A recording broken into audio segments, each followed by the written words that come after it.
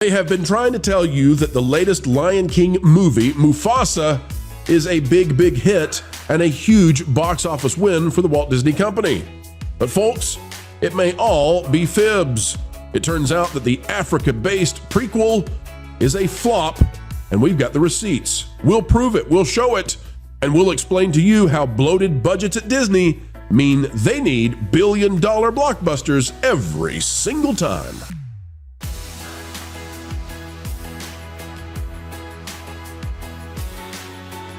Hello, ladies and gentlemen. It is a zippity-doo-dah kind of day right here on the Pro Channel, and yes, we're still whistling that tune, even if no one is allowed to at Walt Disney World and Disneyland.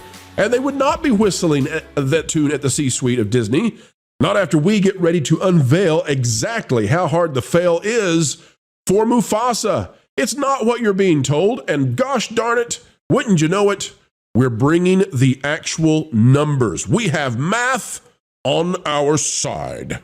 Folks, let's get started. We're excited. Click the like button, and here we go. All right, folks, you've heard it said that Mufasa is doing just fine, that as it crossed $700 million, that it is a big winner for Disney at the box office. But, well, the truth is different, and we do indeed have the receipts. Take a look. It's out of That Park Place. VIP content. Become a member today if you would like to gain access to this one fully. It says, Mufasa, the very expensive flop for Disney. How bloated budgets mean billion-dollar blockbusters are required. And here is the article. Get ready. You may have seen articles and comments made about how Mufasa has managed to drag itself out of flop territory and into profitability. You'll notice here, there was a website that was posting that Mufasa had defied its flop label. Now, there were lots of websites doing that, so we don't want to point fingers at anyone. And, you always want to grant grace as best you can because you want the same thing back towards you. But let's scroll on down and give you an idea of what's going on. Now, these first paragraphs are an explanation of how much percentage studios get back in terms of box office results versus after taxes and theaters, what they receive. It says Mufasa has a stated budget of more than $200 million. We don't know how much more, but we know more. And it goes on to explain why from Collider and from Carolina Reed over at Forbes. Okay. Then it says, okay, so we know that Mufasa has a minimum of $200 million spent, likely more, but thus needs $400 million in box office returns to break even because, well, the production is $200 million. They get half back. Thus, they need double $400 million, break even, right? Well, no. You see, there's also marketing. And the problem is that many of these websites don't want to tell you about marketing. They don't want to tell you how much the marketing costs. And so they just tell you what the production budget is. And then if it doubles its production budget, they call it a success. But it turns out that we found out basically what this thing costs for marketing. Nobody else has it, and we're about to give it to you right now. You see, take a look at this. It turns out that Anthony D'Alessandro at Deadline got hold of the 2019 Lion King marketing costs. He ran this back when it was not at all controversial to do so. Anthony said back then, after $1.65 billion at the global box office, becoming the 7th highest grossing film of all time, Lion King reigned $1.2 billion in overall revenues for Disney and global theatrical rentals, home entertainment, and TV. Disney didn't cheap out with a $260 million production budget. Now, remember, that means that in 2019, we're supposed to believe that they paid more for the 2019 Lion King before inflation than they did for today. Set that to the side for the moment, okay? Set it to the side for the moment.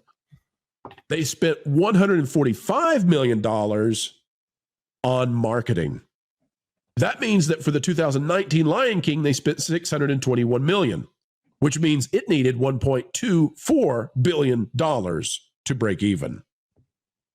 That's more than they're saying they needed for this one, right? Well, let's make the numbers work for us, shall we? Are you ready? It says, before we add the 2019 marketing spend in the calculation, we first need to figure out how much Disney had to increase their spending due to inflation just to have the same amount of commercials, ads, posters, etc. Here's that figure. If they spent only as much as they did in 2019, due to inflation, they spent $183 million, rounded up to 184.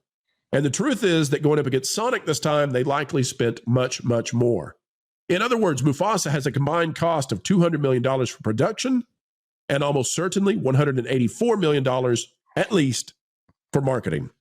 The grand total for Mufasa then is, at least in the best case scenario, $383 million spend. And what does that mean? In the best possible case scenario, Disney needs $766 million to break even for Mufasa. That means this $700 million blockbuster is a flopbuster indeed. Panel, we've walked you through it. Mufasa appears to still be a flop, even despite what they say. Culture, I see you smiling. Why are you smiling, sir? What did this? Are you enjoying the fact that we have just completely dissected this false narrative? Well, it bears out just everything that we've been talking about with all of these films, and just how ridiculous the numbers have to be for them to even break even. You know, this actually may need me to readjust my metric for what they're spending on A&P, because after adjustment for inflation, I think 180 million may be their minimum spend on ads and print. And if that's the case, we've got to reevaluate probably the last year and a half of films for whether or not they actually went beyond break even, and just how embarrassing things like Snow White are going to be. So yes, I'm going to smile. It's called Schadenfreude, and I'm enjoying it. All right, panel, what do you think? Vash, what do you think about the fact that they attempted this narrative that it's no longer a flop? And we've proven that even if they spent far less than we believe, it's $50 million underwater. Yeah, and that's according to my calculation, because I was doing my own math on the side here. Yeah, they're underwater for sure. There's no question about it. And again, can we consider a movie that made like half of its global box office that the first one did a success? I mean, we wouldn't count that in the case of Kathleen Kennedy at Lucasfilm, for example. And everybody in the trades has been talking about how there have been diminishing returns from that franchise. So if we can do it in that instance, I think we can do it here. This was a brand that Disney was very much looking forward to, right? I think Sean Bailey, the previous president, was saying that, we can make this a Star Wars type expansion universe with this Mufasa or Lion King story. And it's like, no, you can't, because a lot of people didn't necessarily like the first Lion King. And I think that was missed in all of this. I think these box office numbers reflect that. But I like Culture's analyzation here, because I was under the impression that they only spent about 150 million as their base floor for their big tentpole pictures at Disney, maybe 100 million for some smaller productions. I was not under the impression that they were spending 180 million now, but I think that makes a lot of sense given the inflation that we are living in here and given the ad market and so forth. So yeah, they spend a lot of money on this. 700 million is nowhere near where this needs to be in profitability. These were very highly photorealistic, highly rendered images right here. That's usually a very expensive process. So no surprise they spent a lot on production costs for this film. Well, and Kevin, they're claiming, of course, that this cost $200 million. Of course. But then they're ignoring that the first Lion King, 2019 CGI, that it was $260. And that's before inflation. Well, inflation increased the cost for wages for paying these 3D animators. It raised the cost of energy, which is a big part of rendering these at server farms. So it's very unlikely that it's $200 million. But we're still pretending for the sake of helping them, and it's still a flop. Disney's gonna Disney. Disney gonna do what Disney gonna do. Yep. We're gonna obfuscate and gaslight until you pretend you want to believe what we're telling you, and then we're gonna move on to the next dumpster fire. By the way, somebody who's not buying it, Nick from Echo Base Network. Nick, how are you? Hey, what's going on, guys? Doing good. Yeah, sounds like Disney mathin' ain't quite mathin'.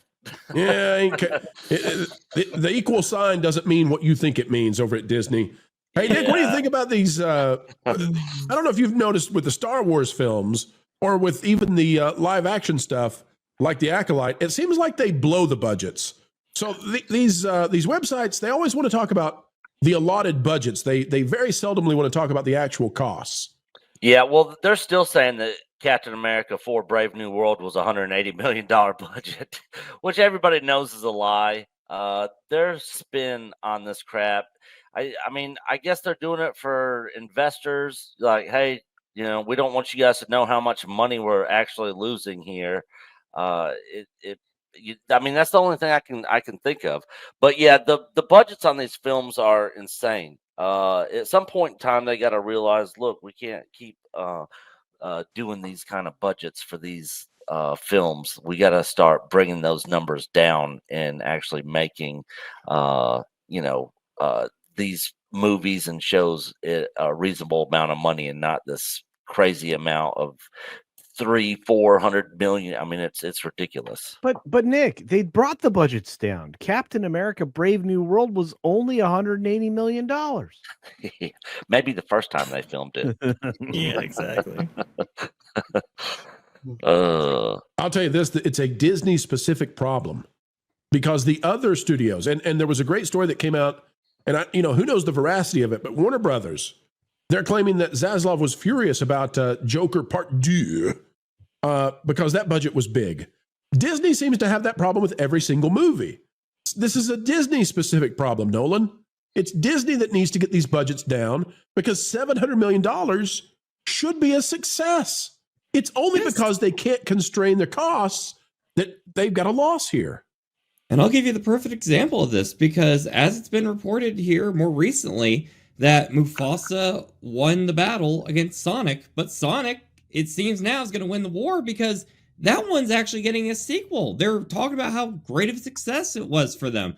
And yet we're not hearing anything about a follow-up to Mufasa. And I know Vash here was just making points about how they want to expand on this universe and do all sorts of things. Where's the Mufasa show? Where's the sequels down the pipeline? Like, nobody's buying this. And yet the Sonic stuff, they couldn't even keep the toys on the shelves. I mean, you just have to look at the competition. The competition says that they failed and they cannot balance a checkbook to save their lives. True that. Common Core math. So Mufasa is no doubt a flop, and it's only through Common Core, as Kevin says, that Disney's trying to find a way to get a win out of this. Narrative destroyed. Yes, indeed. Panel, anyone got anything else in terms of dissuading me from what I'm saying? Is there some sort of fancy math I've missed? All right. I'm going to say that that lack of roar is pretty similar to Lion King. Folks, it's time to bid you adieu, but we hope that you will help us anew, and that is, we're only asking you click that like button. Share, subscribe, click it, stick it to those algorithms. It is the notification bell, and drop a comment down below. And oh, by the way, have you gone the way of thatparkplace.com? www.thatparkplace.com. It's the website that if you're not yet bookmarked to, well, you should be. A bastion of truth and knowledge when it comes to entertainment and everything that's going on. Go check it out today, folks. We would love to have you over there as well. All right, we are getting ready to head out, but do not fret, for we will put out 4 more videos tomorrow, so long as the good Lord allows. And we believe that probably, just might, happen.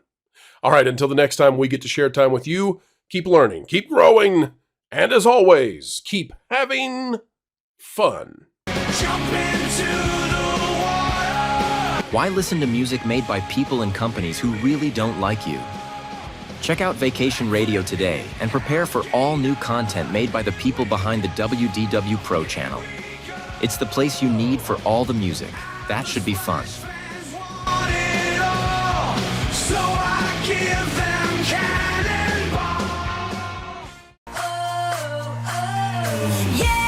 Hundreds of songs, every genre you can imagine. Listen live on YouTube and enjoy a set list that's always sunny. It's Vacation Radio.